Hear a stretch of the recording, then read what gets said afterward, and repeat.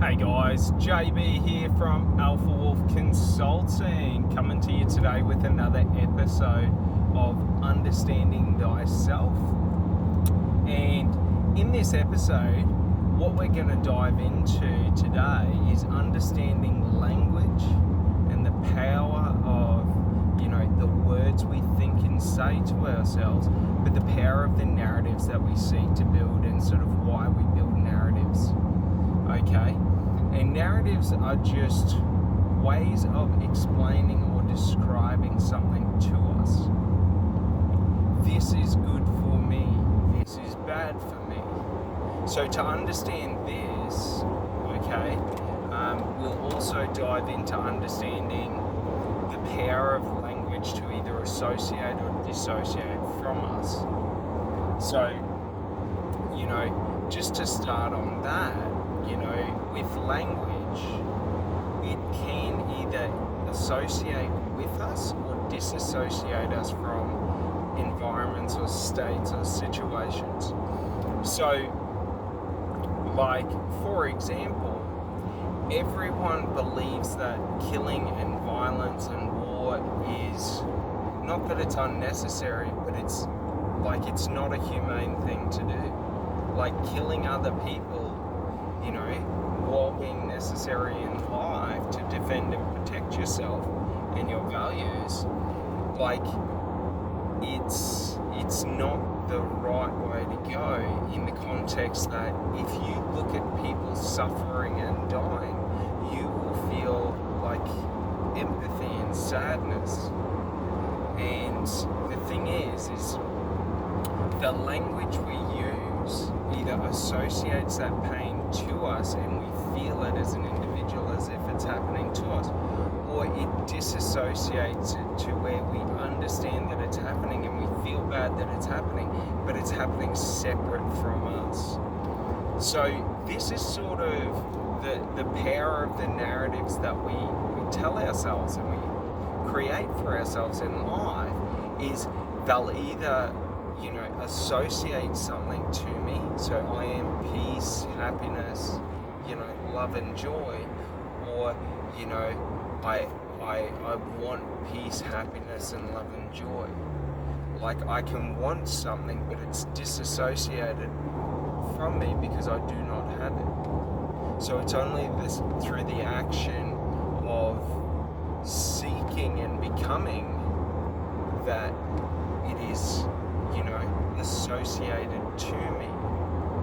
So it's very important, because what we want to do personally in our life is determine what is good for my existence and my experience of life, and what is negative. And we want to construct conscious language patterns, so conscious structured language that disassociates negative from who we are and what we do, and associates and aligns to positive, so that we can all feel that we are our best self, living our most positive life. So it's not positive to what someone else believes, it's what makes you happy, what gives you joy. If that is your family, it's how do we use language to associate and create positive narratives around family and disassociate any negative narratives. Because a lot of the negative outcomes, just taking for example marriage, a lot of the negative outcomes are rooted in allowing negative narratives or negative beliefs. So for example, allowing in the belief of desiring more than you have, in the context of, if you're in an amazing relationship with an amazing partner, if you're sort of pushing away from that, or listening to narratives that cause a breach or a bridge to be formed, right? Where maybe you might watch, if you're a woman, you might watch a lot of reality TV, and then you sort of, they're glamifying promiscuity and being wanted and needed by everyone and all of this. And the problem is it because you're seeing it, okay, we got to understand, like, our mind, the way it learns is through conditioning behaviors, thoughts, and beliefs to form truths, you know. And the thing is when we allow negative conditioning in, and we're sort of unaware of it, and we allow it to sort of create narratives, we will ultimately pursue those narratives. But the problem is it's a false narrative. It's a false desire. So, like, for example, being desired by, you know, everyone of the opposite sex, like, it might feel good, you know what I mean? But if you let that belief be rooted into your mind and you pursue that, you will find that that's not true. That's not your true belief. Your true belief is you want to be loved by, you know, all those you care about. Like, most people don't really care about being loved by their enemies. Like, you know what I mean? You don't really, anything you don't like, you don't want to think about. That's why when you have to think about all the negative that's happening, if you're going through stressful situations, you're in a perpetual bad mood. Because it's not the problem that causes the bad mood, but it's the emotions that you're feeling. You've assigned to negative emotions. So, like, if you feel stressed, you feel like negative and lack of peace, lack of happiness. Like, so you're fueling it, because what happens is it's all in the narratives, and the narratives shape the perspective. So the stories we tell and how we tell those stories to ourselves and the language that we use, okay, shifts and shapes and forms, okay, and creates the foundation of our perspective on life, on situations, on overcoming challenges and hurdles. Like, for example, most people who've been to university are the worst when it comes to complex problem solving, because university has structured and conditioned in that there's only like a one right way, in the context of when we're trying to solve the problem, we have to solve the problem for someone. Like, so in university, the validation comes from the lecturer or the tutor in the grades they give and how accurate you are to, you know, meeting the requirements of the grades.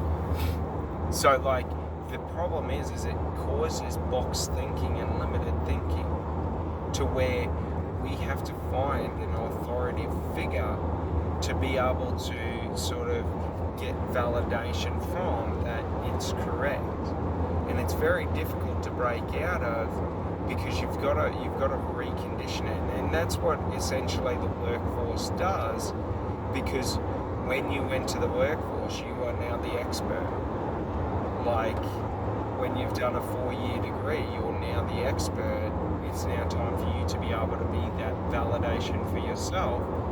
And that's sort of what university relies on, is building that cachet of experience and knowledge and going through all the different situations, so that you've got this large cachet of knowledge to fall back on, but they don't teach you how to do it. And that's where the successful and the unsuccessful really separate, is because the successful sort of figure it out and then build upon that and expand it, whereas the unsuccessful just try and imitate and copy the successful.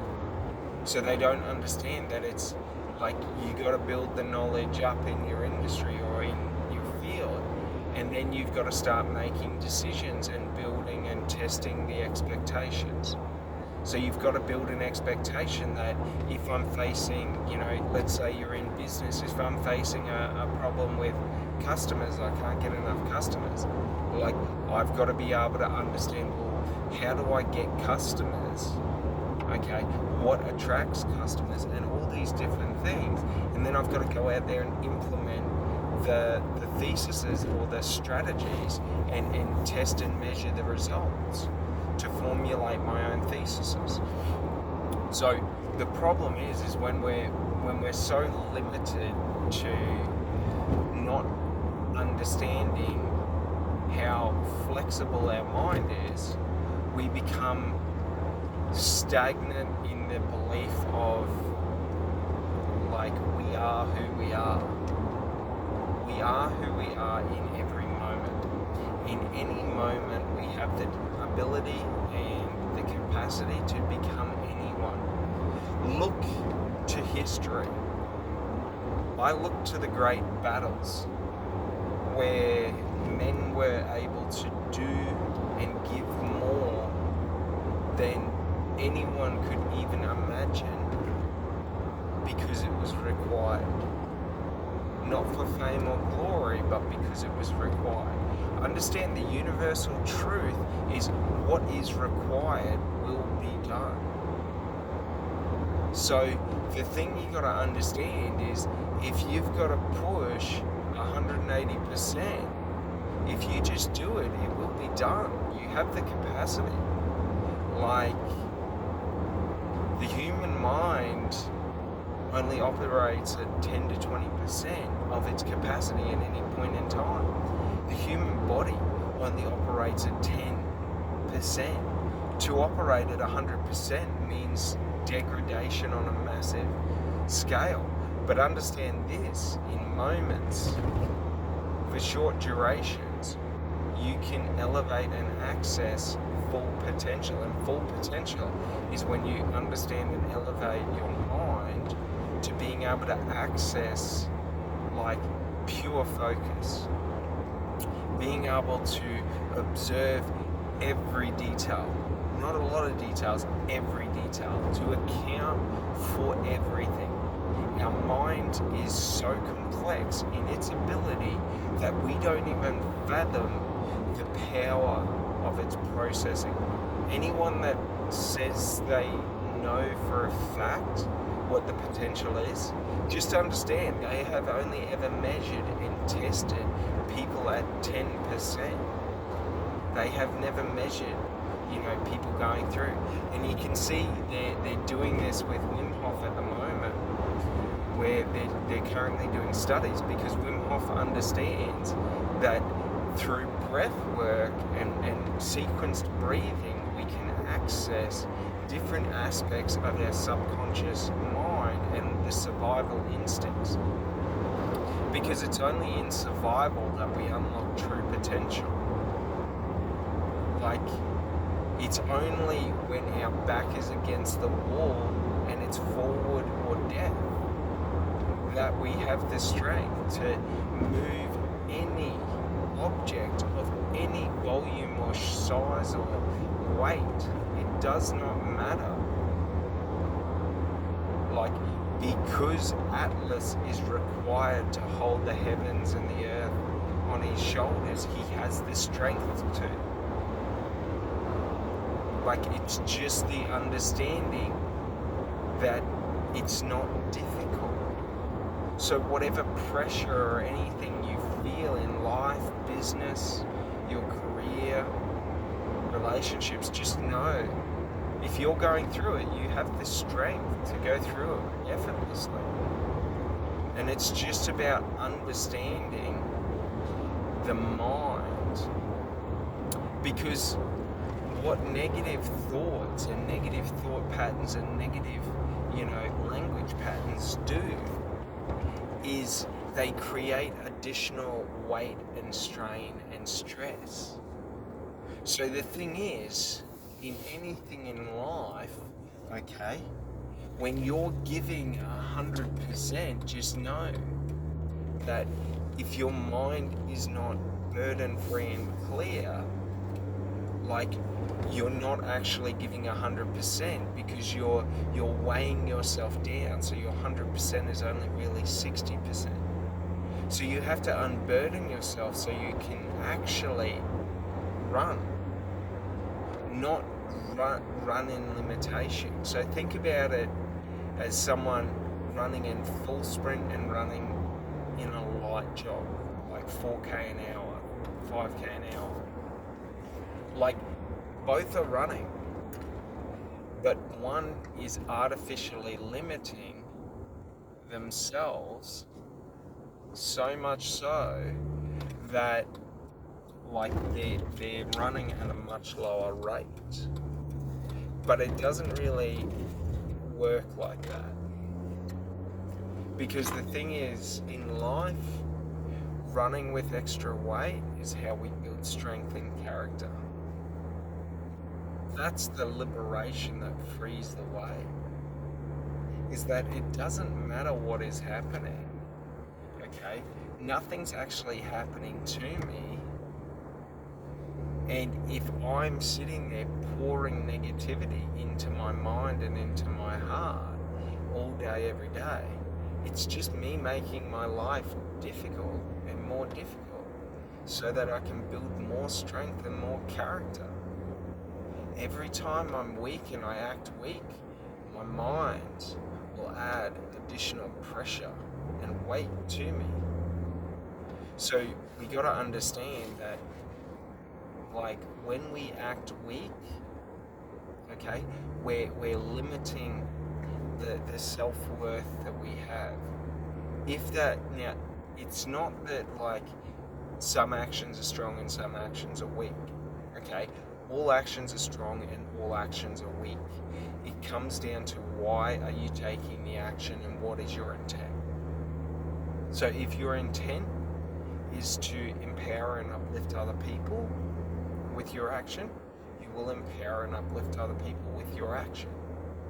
If your intent is to mislead and divert people, you will mislead and divert people. Whatever intent we seek with action will be delivered. So, to understand this is to understand that if I'm doing things not for myself and who I am, but I'm doing things for validation and, fame and glory from others, then I will get validation, fame and glory from others, but it will feel empty because it's never been what I seek. Do you understand? Like, the importance on our actions is the authenticity of those actions. If we act authentic to ourselves, no matter how the coin falls, we have won. If we act inauthentic to ourselves, no matter which way the coin flips, and if we win, we have still lost. For we won a victory that we didn't want or seek. We just thought we wanted it. Do you understand? Like, the point of power isn't control. The point of power is empowerment. With power, we should empower all those around us, all those in need, all those who come. So, with our language, okay, when we talk about powerful language, we want language that is so powerful that it empowers us to become someone that we, previously thought was out of reach. And the way that we do this is through creating the language that builds that person, that character. So, if you want to be a strong man in life, okay, all problems must be nothing to you, because all strong men in society fear no challenge. They graciously accept if life is going to be more difficult. Think of it, the fathers, the grandfathers, the ones who fought, the ones who forged and built the countries and the societies and the infrastructure that we have. Like, the ones who complained were not the strong ones, and they knew it. So everyone had to portray strength in the form of just getting the job done and doing the work and doing the hard work. Like, if you think about farming back in, the 1940s and the 1950s, before, industrialized technology had really taken over. Like, it was all just hard work. It wasn't difficult, it wasn't stressful, it was just hard work. And, most men and women that value, effort in life enjoy hard work. Because in hard work, the result is always going to be positive. So if you work the fields on your farm, day in and day out, and you optimize the time over the growing seasons, you reap a good harvest. Now, granted, many things external will influence and affect it, but the more effort and attention you put into that field, the better it is going to grow. So effort and attention isn't control. You're not seeking to control the field in terms of micromanage it, but you're giving attention, and where you see disease and things of that nature, you move in and deal with that and remedy the situation. So it's a different way, and if we understand this as this is the form of thinking that happens within our mind. These are the forms of thinking, okay, that are embedded in our society. One is that I give effort and attention and hard work, and I get what I want. The other is I need to control and micromanage every aspect of it so that I can control the outcome. This is how our governments and corporations have been acting the past 30, 40 years, in the terms of have been so hyper-focused on money as being the metric of growth and success that they don't see the destruction that they're doing in the communities through it.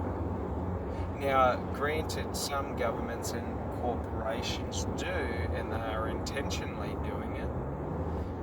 Those ones are the ones who will soon come to be out of power, because the realization that the power authority has in our life is the power we give it. So the thing is if people are sick of being lied to by politicians, we can come together, unite, and demand all of them ousted and new politicians to be elected from the pool of people that we choose, in the format that we choose, not in an electoral race that has donkeys against donkeys. If the only choice in politicians is donkeys, of course we're going to get an ass. It's illogical to think of that. And politicians have been so hyper-focused on power and control and controlling it and legacy and all this bullshit. Like, they're career politicians. They're career servants who have never served. The only time they serve is on an election year when they're rallying. And they barely even serve. Understand this. Every time a politician comes to do a presentation or a speech in your town, how does your town improve after that? Does it positively improve and there's, investment flow into that town, or does nothing sort of change and they were just falsely buying your allegiance through manipulation and control? If I give you money, I am manipulating you to feel like you owe me things. But the funny thing is in today's society with our politicians, they're not even hiding it anymore. They make a promise in an election year and then they go back on it and it's accepted. Which, imagine this, you hire someone to be the CEO of your company and you make a game plan with them of what's important over the next 5 years. And, you sort of say, look, this is the direction the company's going. This is what we want to achieve. And they go, yeah. And basically 6 months into the job, you find out that they've been lining their own pockets and they're actually working for your competitor, destroying your company. That's our politicians. They're meant to serve and work for the people, but they're lining their pockets through certain people and then just going against their promises to the people. So we got to understand that the easiest way to observe this is through their language. Understand, you can hear the difference in the tones when they're trying to manipulate you.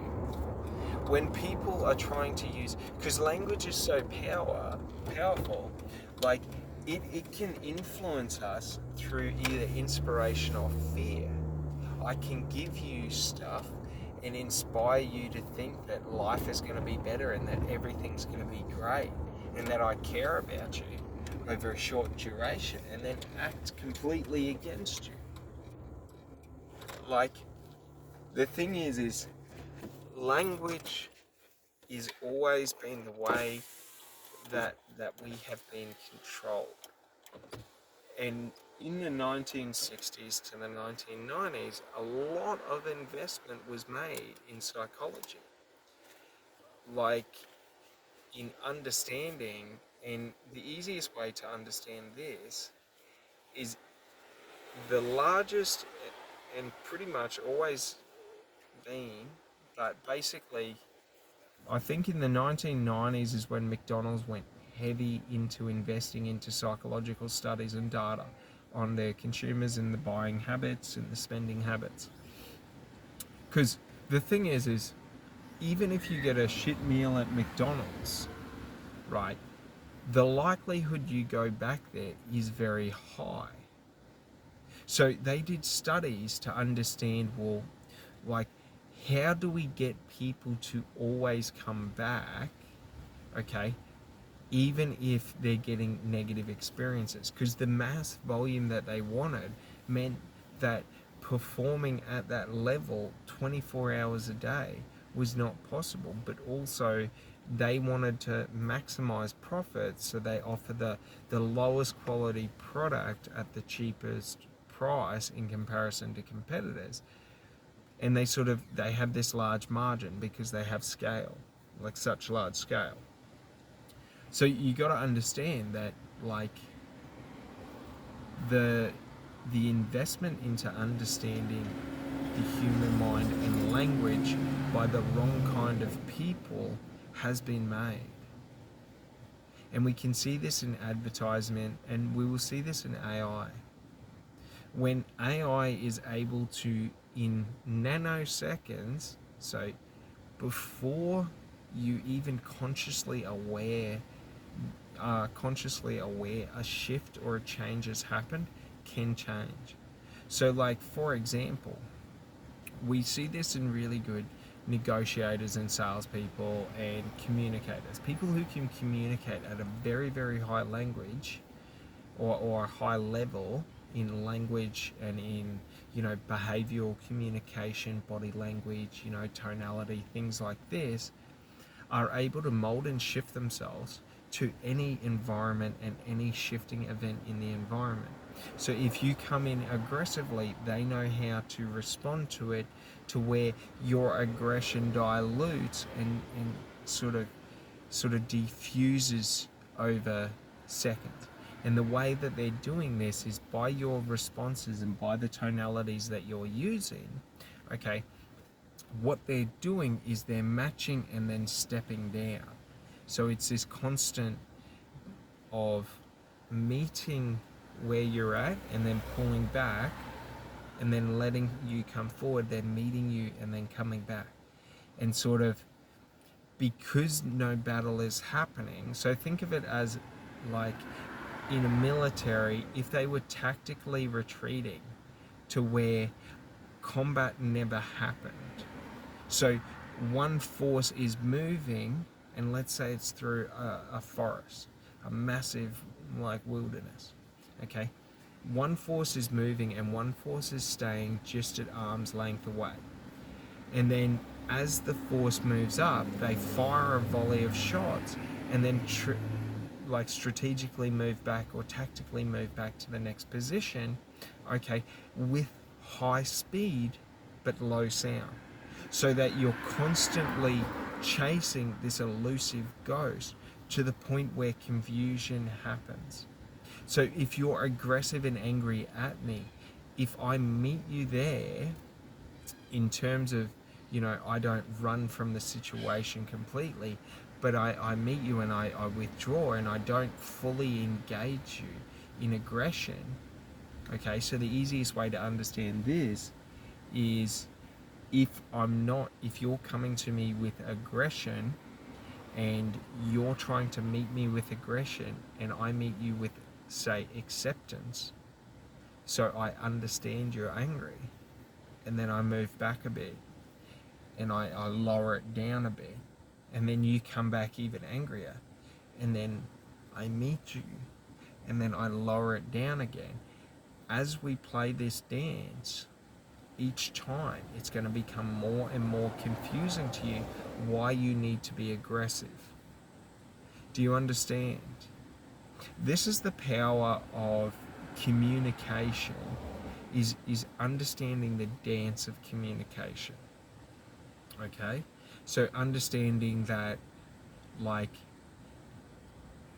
think about it like this. There's an invisible screen in front of you, okay?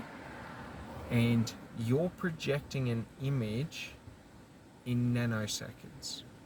And this is through your body language, your facial expressions, your tonality, your movements, your, energetic frequency, in terms of, if you're aggressive on the inside, you're going to be giving off quite aggressive energy.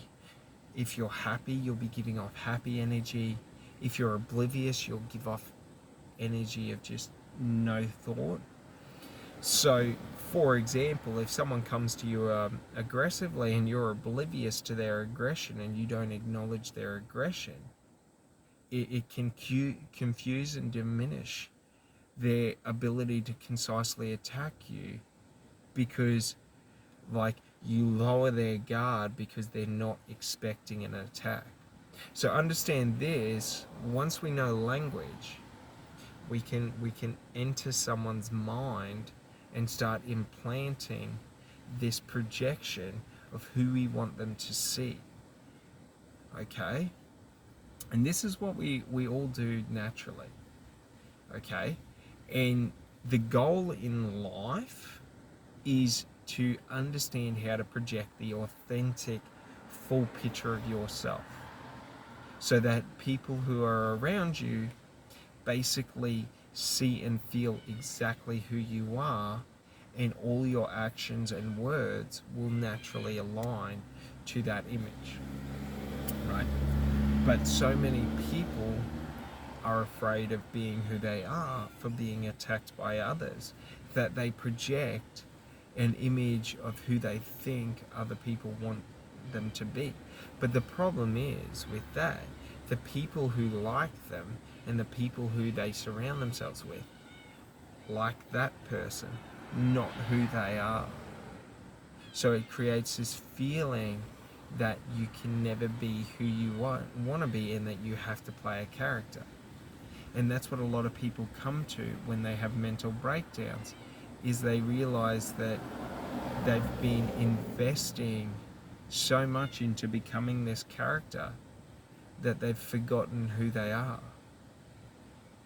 So you lose a sense of your sense of identity, because you realize, I don't want to be this character anymore, but you've forgotten who you were. So now it's a feeling of either being trapped or having no identity. And that scares a lot of people. But having no identity is the liberation, and being that projection or, image of who you think other people want you to be, that illusion is the prison of life. That is the matrix. The matrix is society makes you believe that you need to be a certain person, that you need to be a certain way, that you need to do this, that you need to do that. Because they're so invested, those invested in society, in that image, that they need as many followers to be a part of it so that they can feel self-important, which is idiotic, because it's like you're consciously buying into the dream, right? The dream life, right? And you're constantly buying into the dream, right? But you know it's an illusion, you know it's fake. So, for example, those that say, money can't buy happiness, like, money can buy happiness. If happiness in material things is what you want, if you want a happiness and experience outside of material, you cannot use money.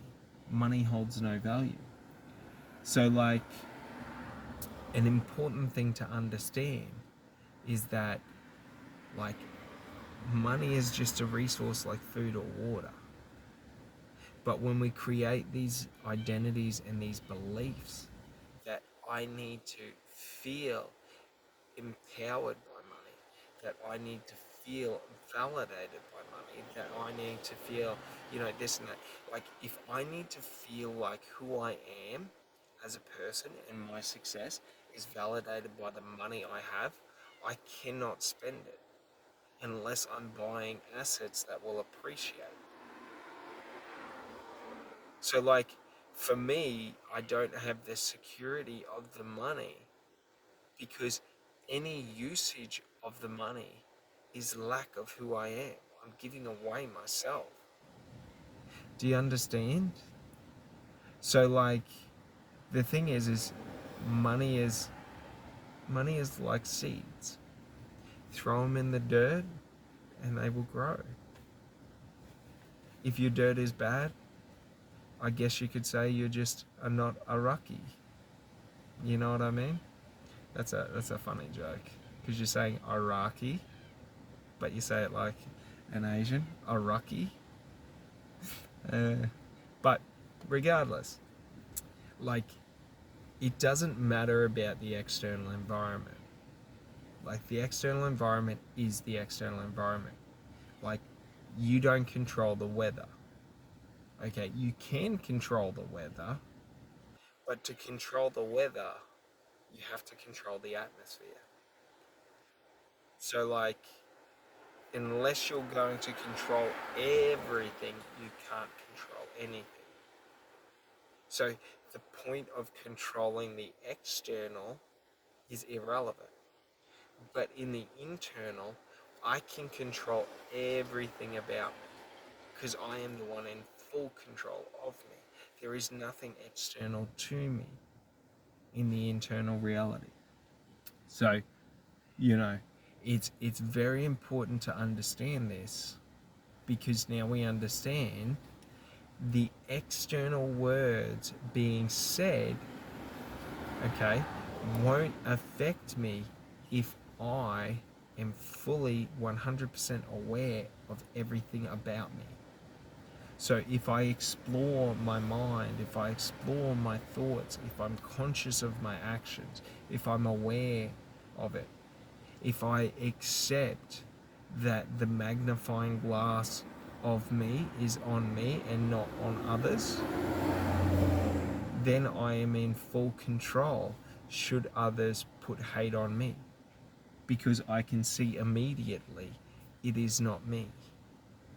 So we got to understand that when we shift our focus from being external control to internal control, in any moment I can control who I am and how I act. I can't control the external environment to if success will happen.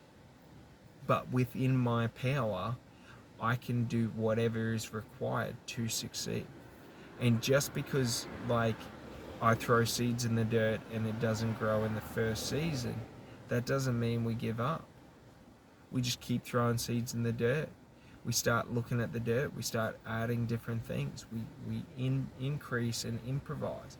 Like, we put our focus and our effort and our attention onto that dirt or that land, and we work to make it optimal. So we can't control the rainfall. We can't control disease. We can't control drought. We can't control wildfires. But we can control the food source of the environment. We can control the quality. We can plant more trees. We can introduce native species. We can introduce native wildlife. Like, all these different things we can take an action towards on that land to optimize it. So, like, it's very important, because once we lose that illusion of the only thing that matters to me or to you is you or me, like, the only thing that matters to me is the internal, how I think and feel about things, like what I'm doing and how it makes me feel. It doesn't matter if it succeeds or fails in someone else's eyes. Like, if I'm doing what I enjoy, I can do it for eternity until I have zero capacity. Like, it's not a struggle. So the thing is, I can fail 20 seasons. I'm good. Like, that's the thing. But I'll never fail 20 seasons. By season 2 or 3, I will be one of the best. Because if the equation for success in anything in life is effort, action, and observation, okay, or analysis, like, job done. All you have to do is that in anything. And what happens is you achieve the result. Maybe not today, maybe not tomorrow, maybe not this week, maybe not the week after. But the thing is, in my experience, in your experience, there is only ever today and right now. I do not understand 3 p.m. as different to 12 p.m.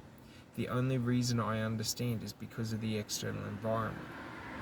But internally, I'm experiencing everything as just one continuous action, one motion, right? One motion that is a dance of moments, jumping from one moment to the other, from one word to another. So, like, you gotta understand in language, okay? Like, we don't understand tomorrow. We don't understand, okay, internally, the passage of time. We only understand right now and right here. So the thing is everything in life you want is here right now. You know what action needs to be taken, and if you ask yourself what action needs to be taken, you'll hear it. If you ask God what action needs to be taken, you'll hear it. Now, understand this. Our connection to God is in our subconscious, and our subconscious is only governed by emotion and feeling and, instinct and things like that. So, to understand this is to understand that when I speak to God, I listen to what am I feeling? What emotions are being brought out? So when I close my eyes and I talk to God, okay, and I ask God if He's there, I feel it. And that's the thing. That's how God talks to us. Now, God, okay, isn't the God from the Bible, the God from the Quran, the God from any religious text, they're all trying to depict one aspect of God. God is everything. God has no form, but God has any form you wish for him to have, or her to have, or it to have. It doesn't matter. I see God as the sun and the moon because all of life in our solar system, comes from the stardust from the star exploding and igniting. We are children of the stars and children of Earth. So to understand that, okay, that's how I see God, as being the material environment around me, the people, because we're all made of the same particles that star that gave us life is made of. Like, it's all the same. Like, that's the thing that religions don't understand, is they're painting, a different portrait of the same person and arguing that they're different people. Like, you're entitled to paint God however you want to paint him, or her, or it, or whatever. Like, it doesn't matter. You can paint God as a tree. You can paint God as a blade of grass. For a tree and a blade of grass have more complexity than anything man can create. Like, and that's important to understand. Because, like, it doesn't matter how or what we worship in life. The only thing that matters internally is that we worship, because that's something we seek to do. And worship is just conscious emotional attachment. So the meaning I give to things, like, to devolve my life from meaning is to create space of emptiness. So the thing is it doesn't matter what the meaning is, we're all seeking meaning. Now, some people lean into weakness and negativity, and, they give into the negative aspects of life and cause, promote hatred and war and, killing and things like that. Like, don't get me wrong. Like, war, hatred, killing, it's neither good or bad. Like, it's just an outcome. But, those who give their life, okay, to always being in a state of anger, always being in a state of fear, because anger and negativity is a fear-based mentality. War is a fear-based mentality. Like, the thing that causes countries to go to war is fear of lack of respect, lack of authority, lack of strategic defense, lack of resources, lack of control. So they're all, like, war is a weak act because it's made upon, like, when it's made through fear, okay, it's a weak act and it will always fail. That's why Iraq failed, that's why Afghanistan failed, that's why, Ukraine, Putin's failing in Ukraine. Even if he succeeds, he's failed. Like, it's never going to be what he wanted, because he was trying to use fear. And the thing is fear will do one or two things to people. It'll either cause them to cower and sort of either run away or submit, or it causes them to become emboldened and empowered and to throw, hell to the wind. You know what I mean? It doesn't matter. Like, when you invoke that response, people are willing to die for every inch, gladly and happily, because they are invoking war in strength. And in war in strength is in the protection and service of people. That is the only reason we go to war, is to protect and serve. Those who go to war for fear are not protecting and serving. So they will always be weaker. Because those who go to war to protect and serve have purpose, have direction, have closure. Because they know if they live, if they die, regardless of if they win, they gave themselves fighting for what they believed in. Like, you know, and not all battles are equal. Ukraine and Russia is far from equal. Ukraine has technical skill above Russia, but Russia has resources. Like, right now, like, you gotta understand, economically, war is a tool of economic growth. So if the market gets high inflation, you create a war so that you can stimulate the economy under emergency measures and spend more, so that you can prolong it.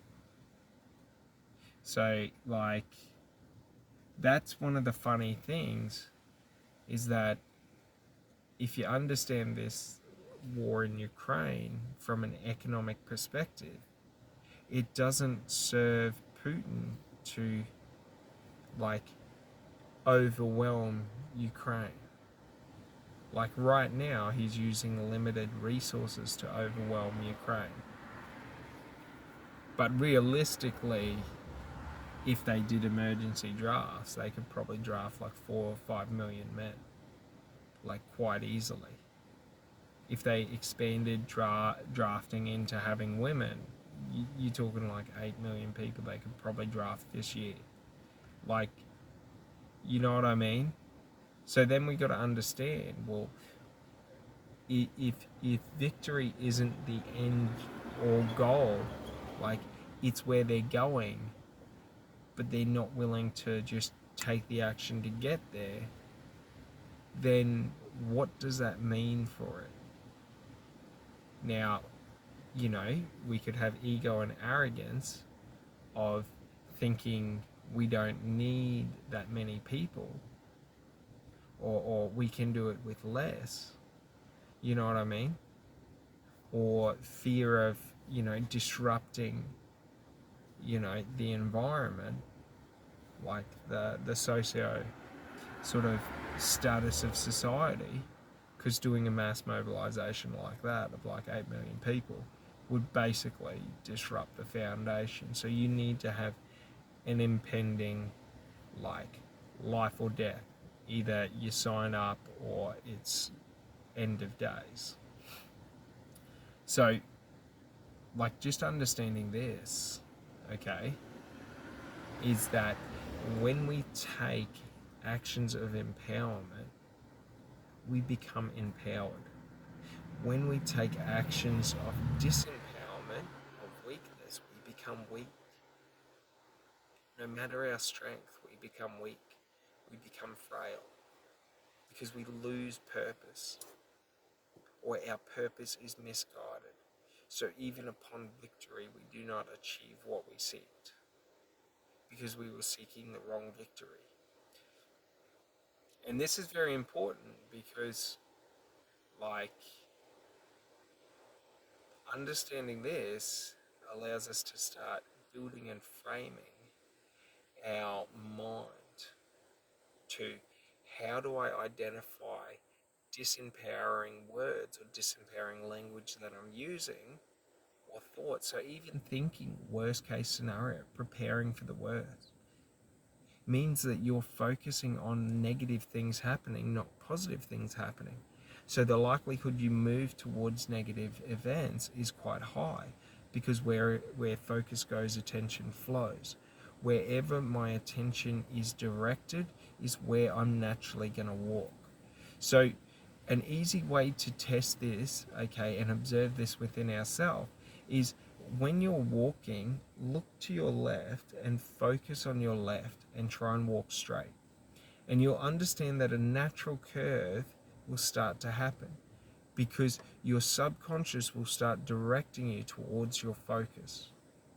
So that's very important to observe and understand, because when we're talking about, you know, our language patterns and our internal narratives and our internal beliefs, okay, when we're talking about our subconscious narratives and internal beliefs and languages, these are happening at speeds, okay, beyond our awareness.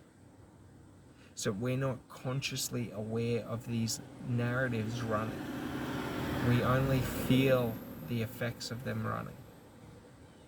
So an important thing to understand with that is that that is our determining factor for how we test and measure, is what we're doing working or not. We understand how we feel.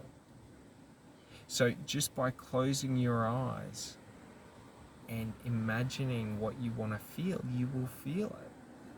Like, you have to do that because we need a base level to be able to, like, move towards. So if I close my eyes and think of the joy of, you know, that I'll get from, you know, the achievement or success or whatever it may be, right? And I close my eyes and I feel it. Now, that feeling that I'm feeling is the North Star. In every action, the action must make me feel like that. So even in a negative action, okay, if the worst of the worst is happening, I've still got to be able to find that feeling in that situation or environment and choose to follow it, because that's my North Star to where I want to go. So in understanding this, when I start to feel negative, I know that subconscious narratives are running. So I have to consciously start to implement new language pattern. Because understand, our subconscious is directed by our conscious awareness. In the context of what we focus on and look at again and again and again, and what actions we take on habit, form our thoughts and beliefs. So if I'm constantly saying to myself, you know, you can do this, you know, this is going to work, and all of this, and I'm constantly reinforcing myself, like, my subconscious is only hearing that reinforcing narrative. So whenever any other narrative tries to rise its, you know, head, or comes to my awareness, what will happen is the narrative of positivity will be so strong that it will suppress it, and it will take a very, very large negative effect or situation to basically outcompete or outperform the positive, you know, thought pattern for, you know, mental space. So it's very important, because, like, in your mind, what you want in terms of that positive mindset, okay, and that internal fortitude, it's there. Like, right now, it's there. We do not understand tomorrow. We do not understand, like, anything but the present moment and today. So today, in the present moment, everything you've ever dreamed or wished of is right there in front of you. It's within you.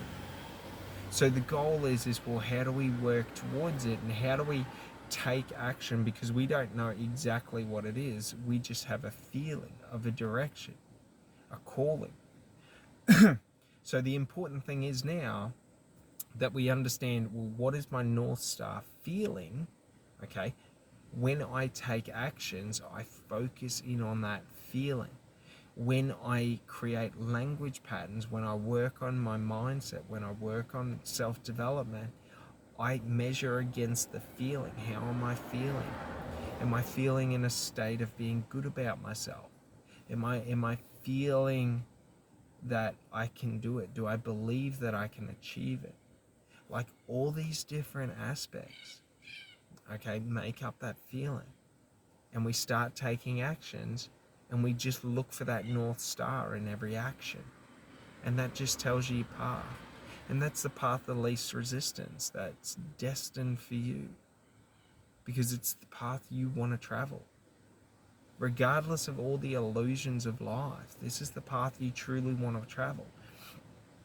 And it's important to be able to get quiet, through meditation or mindfulness or, mind quieting practices, because you really want to be able to, talk to yourself and hear what you're feeling and saying, and hear the language being used in your conscious mind, and really understand it so that you can start to build your North Star, your direction. Because once you have your North Star, we don't need a map. We just need to start walking, and we'll sort of get a natural flow for where to go. Like, it's quite easy. We can study the terrain that we're about to walk in, and we can have a map. That's no stress. We can look to those who have done it before. But essentially, like, we just got to walk the path, and the path we want to walk is the path that's most enjoyable for us, experience-wise and comfort-wise. So, like, for example, in life, some people really enjoy the difficult experience of struggling and working through it and pushing themselves. And just, if they take it easy, it makes them feel not themselves, because they're not getting that enjoyment. So the thing is it doesn't matter what you like, what are your passions in life, what drives you, what your purpose is. It's irrelevant what it is. It doesn't matter. It only matters to you and those who share your beliefs and your values. But like, the thing is big or small, like, you can do the smallest things in life, and they can mean the world to you. You could be a janitor in a building for your entire life and live your best and most amazing life. Like, there's no right life. There's no right metric. It's just whatever metrics you have. And you'll understand this in the sense that you will feel uncomfortable when you don't have enough of what you want. So not what you desire, but what you want. Because we all seek comfort. So I want to have, access to food, access to water, access to, say, coffee, access to internet. Like, I want these things to have comfort in life. If I meet these things, like, I'm comfortable. So, like, just because, like, and this is where desire separates, because our desires are what we consciously form. So, like, I desire a partner, so I'm consciously forming this person. Now I feel lack because I don't have that. If I wanna be with someone, I just want to be with them. I'm not creating anything. Do you understand? Like, I'm not losing anything not being with them. I just would enjoy my life more with them.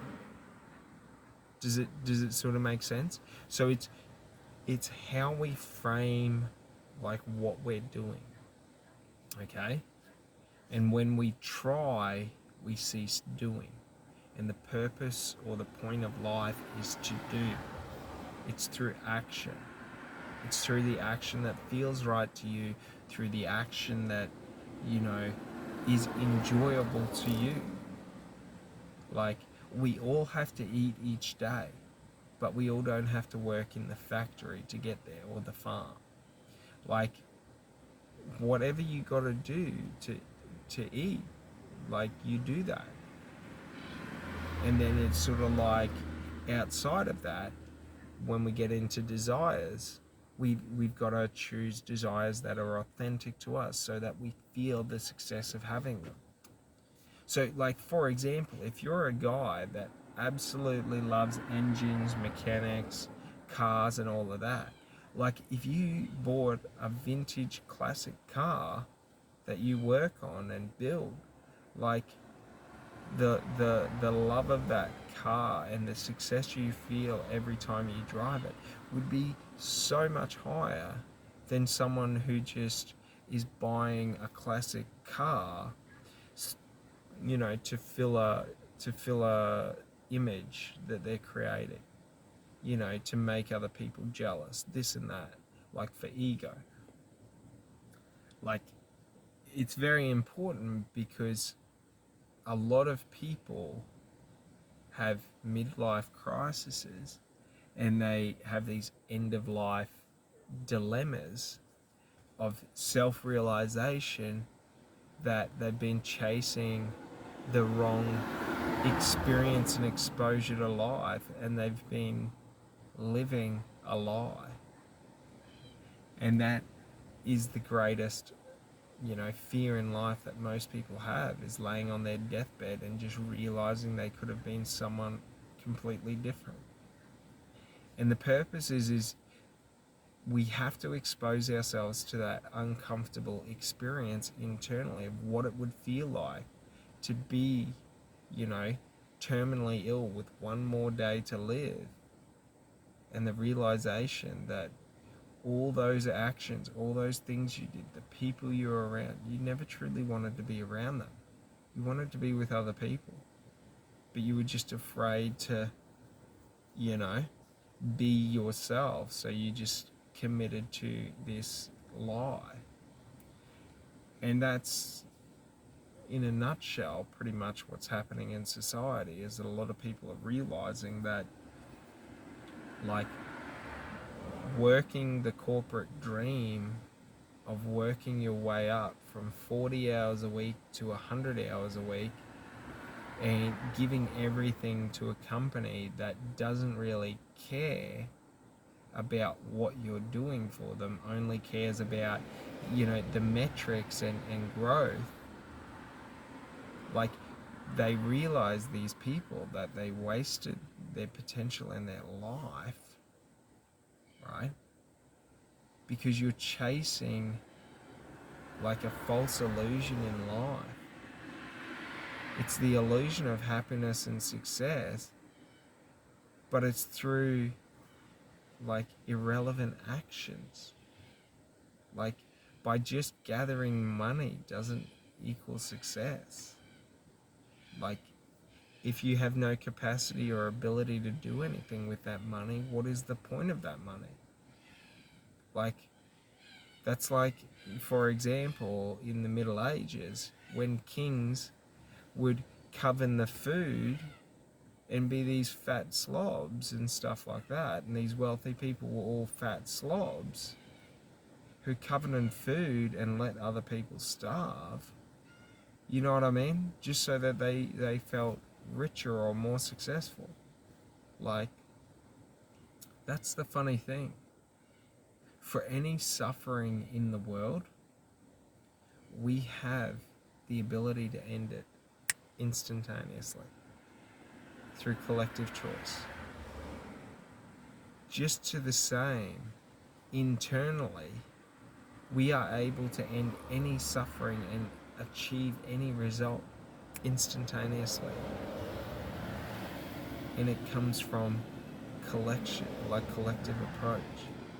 When our conscious mind and our subconscious mind and our superconscious, or our true conscious, okay, which is just the frequency connection to consciousness that allows, you know, conscious thought in my conscious mind and unconscious thought in my subconscious mind.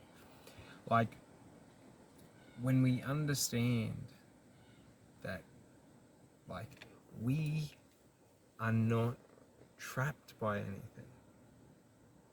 Any lack or trap is an illusion, right? Because our bodies are designed to go without, over short durations. So, like, our bodies are designed and built to sustain, like, times of lack. So, like, why would we create all these limiting fears and beliefs around lack and around, life and meaning, and create these illusions of who we are, okay, to portray to people so that we can remain in false security in a group that would never accept us for who we are? Or at least that is the fear. The realization is when the breakdown happens, and the image can never be upheld again, to where that false identity has crumbled. I can never be that person again.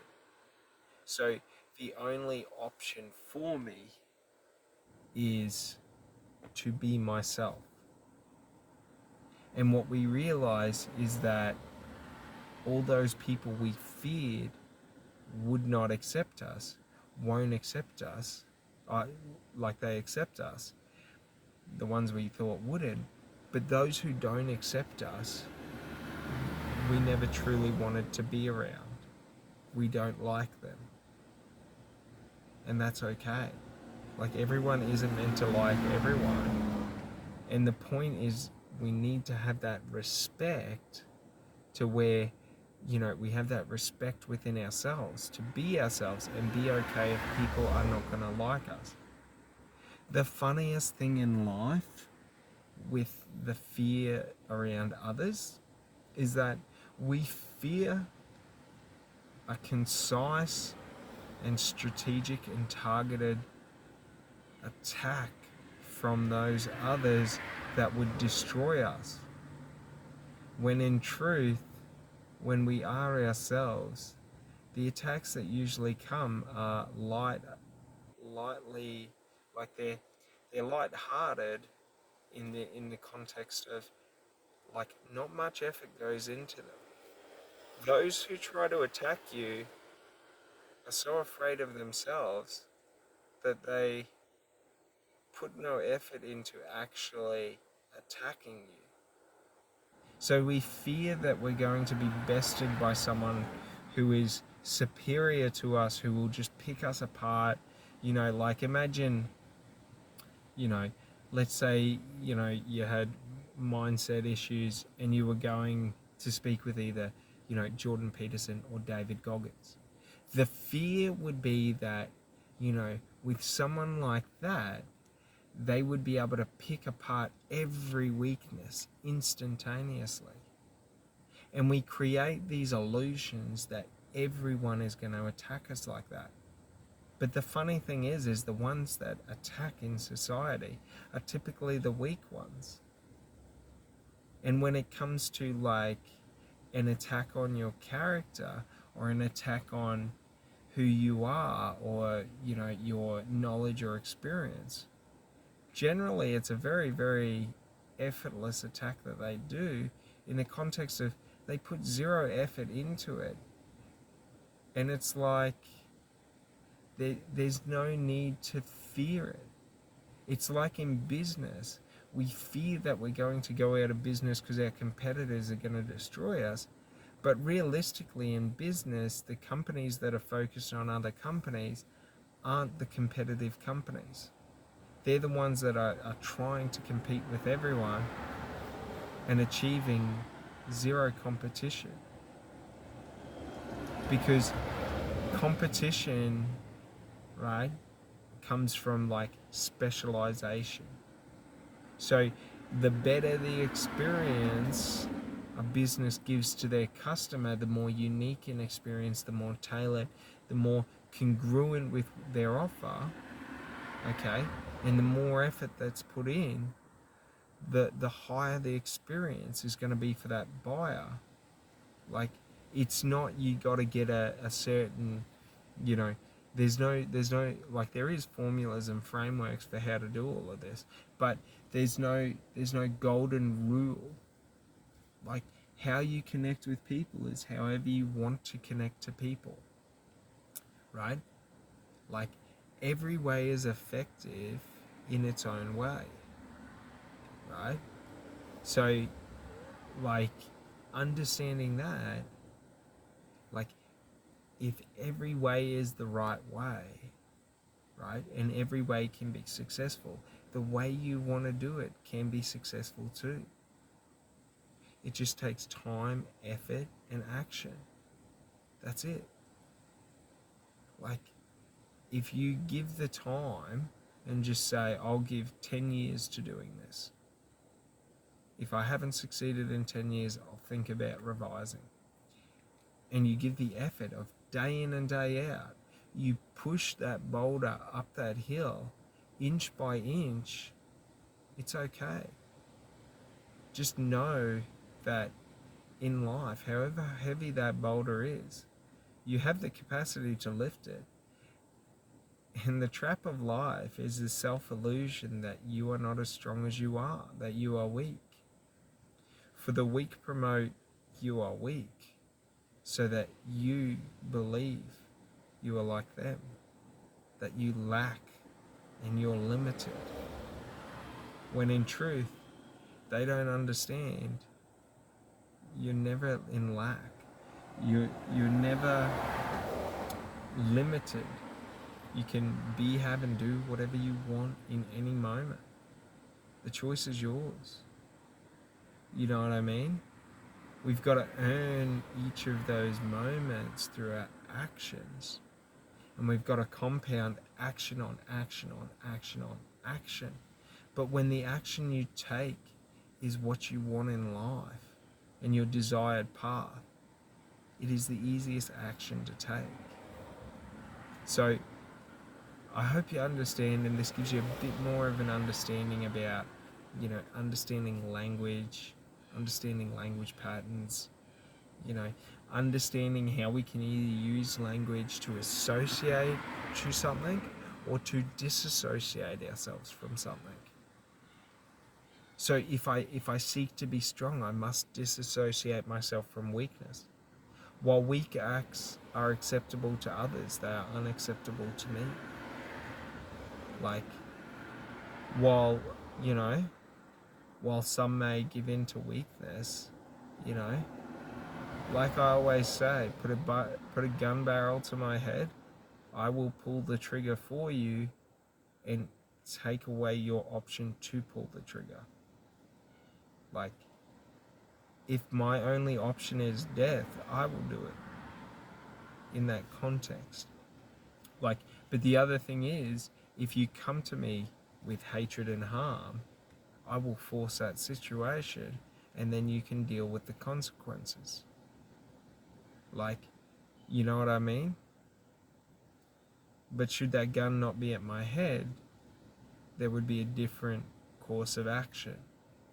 But we just got to understand, if we're in the worst case scenario in life, if we're in the worst environment, if we're in a no-win situation, I can always choose what I believe to be strength. I can always choose that path, and that's the easiest path to take, because no matter the outcome, like, all I did was follow my path. Like, I'm not saying you go out and kill yourself, but like, well, not even that you kill yourself, because like, personally, like, suicide to me is the weakest act, because no matter what happens in life, no matter, there's all justifications for suicide, you know what I mean? But no matter what happens in life, no matter, how bad it gets, like, you can always turn to people and ask for help. You can always talk to people. While many people will reject you, there will be people that will listen. So no matter what you're going through, the action of strength, if you ever felt, suicidal, would be to start opening up to people, to start talking to people. I can promise you, if that were the case and you were suicidal, If you walked around and door knocked every psychologist in your town, one of them would take you on free of charge. Like, but the thing is we create these narratives and these limitations that we can't do this or that, when in fact we can go and do whatever we need to do whenever. And it's just a choice. And the choice is always between, am I strong or am I weak? Do I have capacity to overcome any and everything, or am I at the mercy of everything?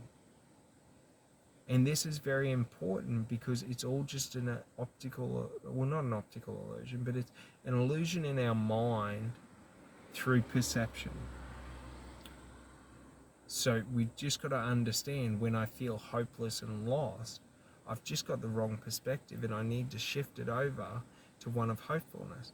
And if I force the hopeful perspective, eventually it will become a habit. All right, well, you guys have a great day, and I'll talk to you later. Bye.